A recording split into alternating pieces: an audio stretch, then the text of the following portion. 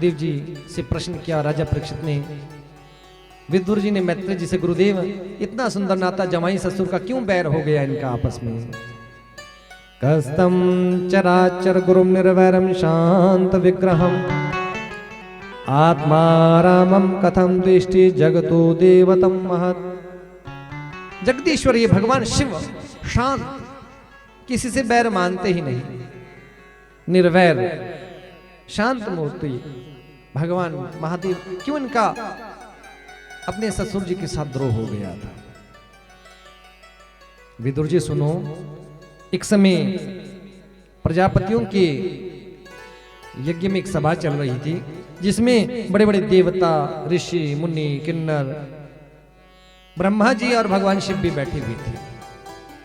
तो दक्ष का नियम था सभा में जाना, किसी भी सभा में जाना दक्ष प्रजापति का, कि मैं सबसे अंत में जाऊंगा। क्यों? क्योंकि मैं दक्ष हूं, यदि सबसे अंत में जाऊंगा तो लोग मेरे सम्मान के लिए खड़े होंगे। मैं और मोर तोरते माया यही बस कीनो जीवन काया। जब जीवन किसी जीव के मन में अभिमान आ जाए तो समझ लेना अभिमान पतन का रास्ता होता है। पशुओं में एक ऊंट बड़ो, बाऊ की पिठ पे कुब्ब बनाया। भगवान ने जब ये सृष्टि बनाई तो ऊंट को बनाया। ऊंट बना तो ऊंट को क्या, ऊंट ने देखा मैं इतना बड़ा जानवर हूं, अभिमान हो गया। क्या अभिमान हुआ? पशुओं में एक ऊंट बड़ो। जब अभिमान हुआ, अच्छा अभिमान हो गया। पशुओं में एक ऊंट बड़ो, बाऊ की पिठ पे कुब्ब बनाया, और भगवान ने ऊपर से कुब्ब फेंका और कुबड़ा कर दिया। पशुओं में एक ऊंट बड़ो, बाऊ की पीठ पे कुब्ब बनायो, पक्षिन में गिजराज बड़े, तिनहु मांस परायो ही खायो। गिजराज इतने बड़े, लेकिन फिर भी अपना जीवन किससे यापन करते हैं? जीव जंतुओं के मांस से। पेड़न में एक खजूर बड़ो, तिनहु को छायो को सुख ना पायो। बड़ा हुआ तो क्या हुआ, जैसे पेड़ खजूर, और पंथी को छाया नहीं, फल लागे अति दूर। ऐसे बड़े होने का क्या फायदा यदि जीव दूसरे के काम ना आ सके, किसी के काम ना आ सके, तो वैसा बड़ा होना किसी काम का नहीं है। रमता राम विचार करे, रमता राम विचार करे, यहाँ जय तो बड़ो भयो सै तो थुकायो, यहाँ जय तो बड़ो भयो सै तो थुकायो। अगर कोई बड़ा बने ना तो लोग क्या कहेंगे? अरे अपने घर में बड़ा होगा, हमारे लिए कौन सा बड़ा है।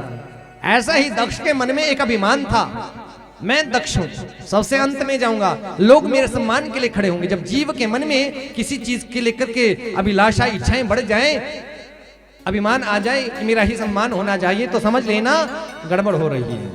सभा में पहुंचे, सब लोग उनके सम्मान के लिए खड़े हुए, दक्ष प्रजापति के सम्मान के लिए। दो लोग बैठे रहे, कौन कौन? एक ब्रह्मा जी और एक भगवान शिव।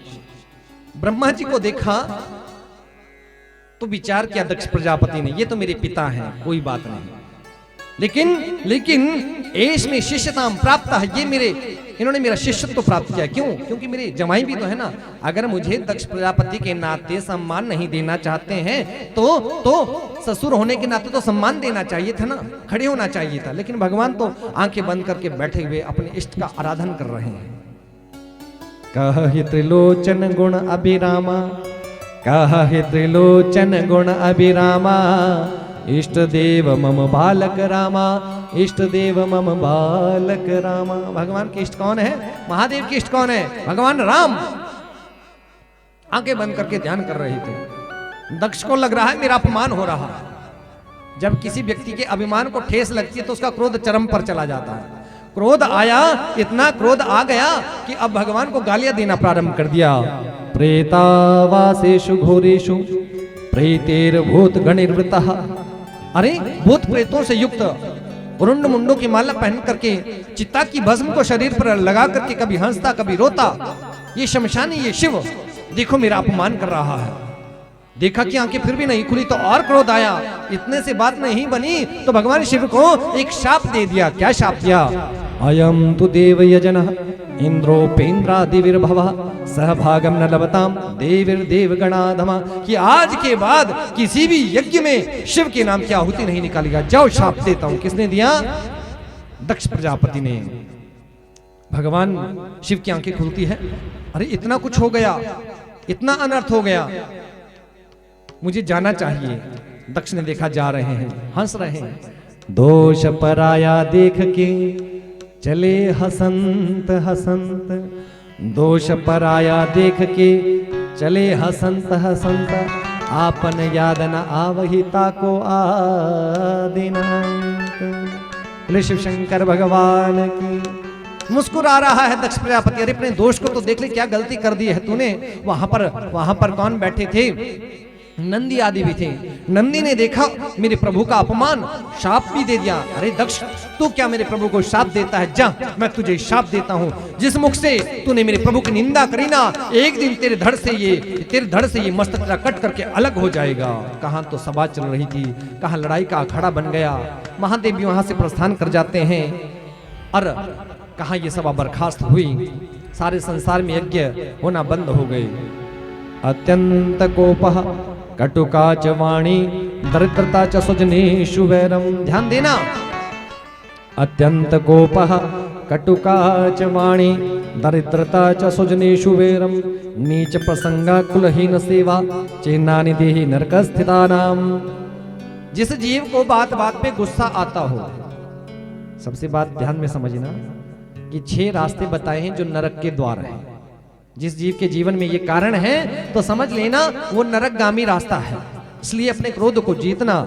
अत्यंत कोपः कटुका च वाणी, जिसको बात बात पे क्रोध आता है और वाणी में कड़वाहट रहती हो, किसी के लिए अच्छा ना मीठा ना बोल पाओ। अपनी वाणी में मिठास रखिए, प्रेम से बोलिए, मीठा बोलिए। और मित्रों से जो द्वेष करता है, गुरु से कपट और मित्र से चोरी, या हो निर्धन या हो कोढ़ी। गुरु से कपट और मित्र से चोरी, या हो निर्धन या हो कोढ़ी। कभी मित्रता कपट की नहीं होनी चाहिए, गुरु भक्ति भी कपट की नहीं होनी चाहिए। कुसंग, जो जीव कुसंगत में पड़ जाता है। दरिद्रता का मतलब होता है कि जीवन में जीव ये सोचे कि बैठे बैठे सब कर्म हो जाए, भगवान का भजन किए बिना ही हो जाए, बिना प्रयास के ही सारे कर्म हो जाए, दरिद्रता उसको कहते हैं। और जो व्यक्ति दुष्ट व्यक्तियों की ये विशेषता होती है। लेकिन ये सब रास्ते कौन से हैं, नरक में जाने के हैं। बोले भागवत भगवान की। सारे संसार में यज्ञ होना बंद हो गए। क्यों? क्योंकि भगवान शिव को शाप दे दिया था। किसने? दक्ष प्रजापति ने। दक्ष ने देखा अब शिव को नीचा दिखाना है। जवाई ससुर का बैर था। एक यज्ञ का आयोजन रखा। कौन सा यज्ञ? बृहस्पतिस्व नामक यज्ञ। इस यज्ञ में सबको बुलाया। किसको निमंत्रण नहीं दिया? भगवान शिव और सती को। कैलाश से वाहन जा रहे थे, रोका किसी को, रुको भैया कहां जा रहे हो? सती ने, मैया सती ने, कि आपके पिता के यहाँ कनखल में यज्ञ हो रहा है, वहां जा रहे हैं।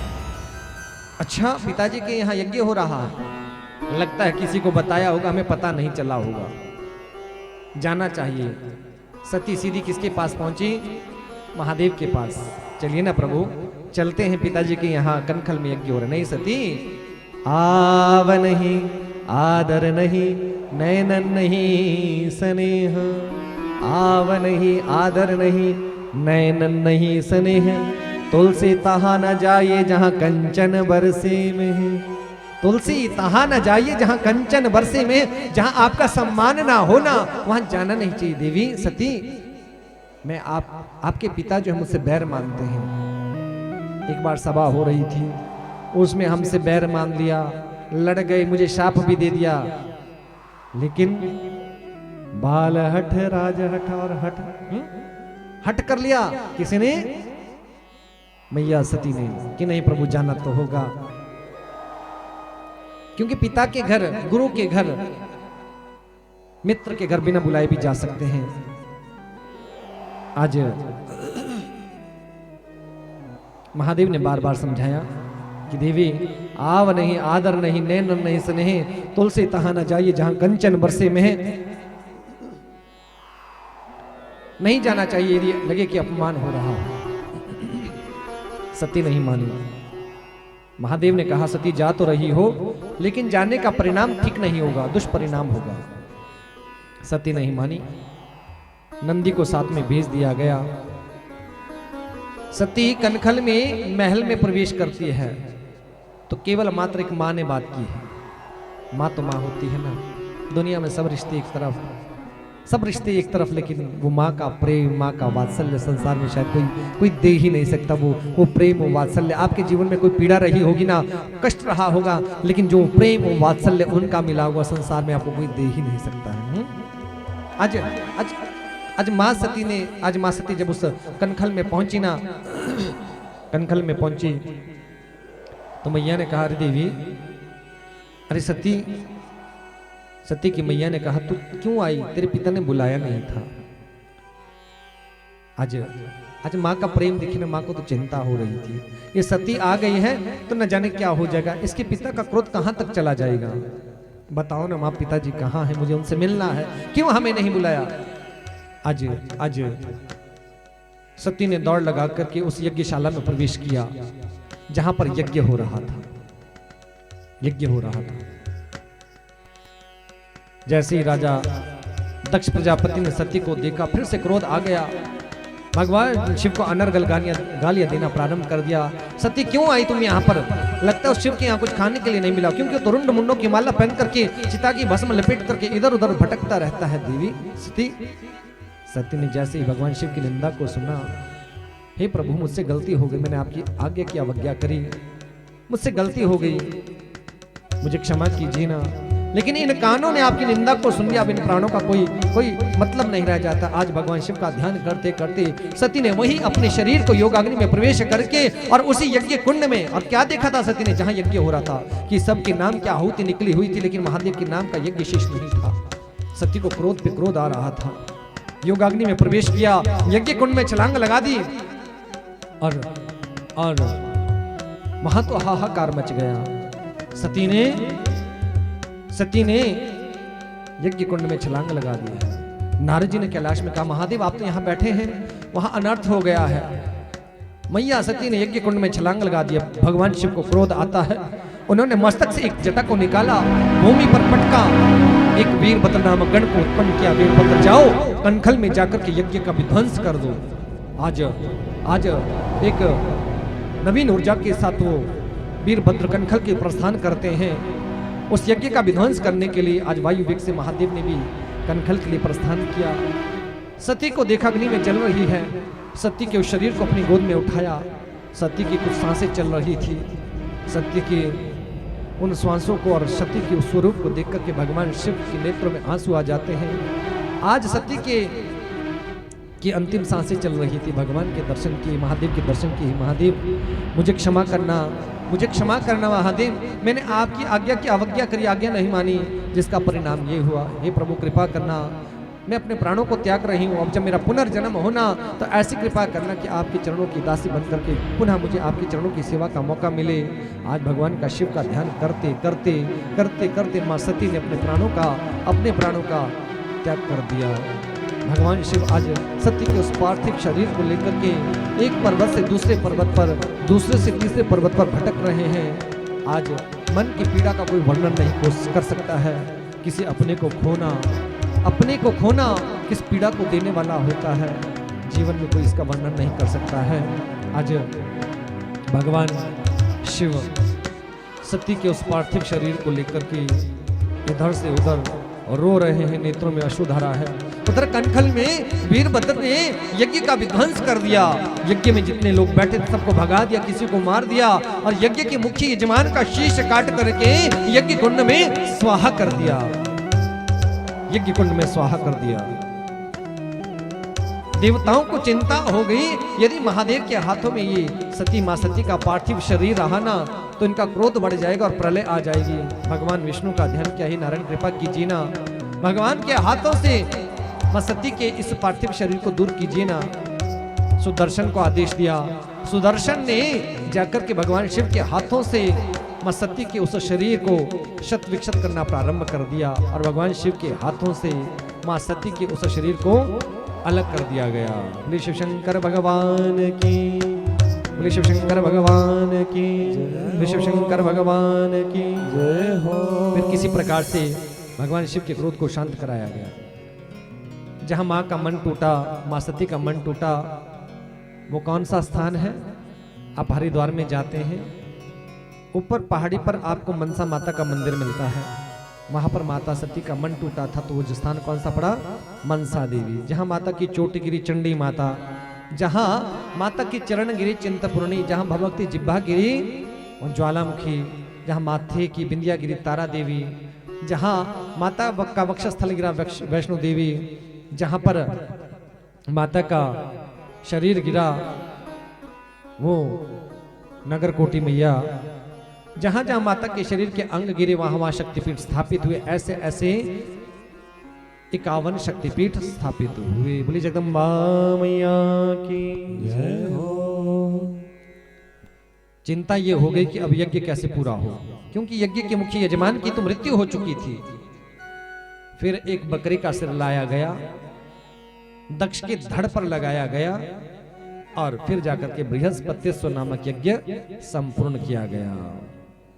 जब तो मुख था तो भगवान की निंदा करी, भगवान से ईर्ष्या की, द्वेष किया। आज धड़ पे मस्तक जो लगा है वो बकरे का लगा है, तो भगवान की स्तुति कर रहा है वो दक्ष प्रजापति। करे बुराई सुख चहे कैसे पावे कोई, करे बुराई सुख चहे कैसे पावे कोई, रोपे पेड़ बबूल का आम कहाँ से होई, रोपे पेड़ बबूल का आम कहाँ से होई। बोले शिव शंकर भगवान की जय हो। जो बोया होगा वही काटना पड़ता है।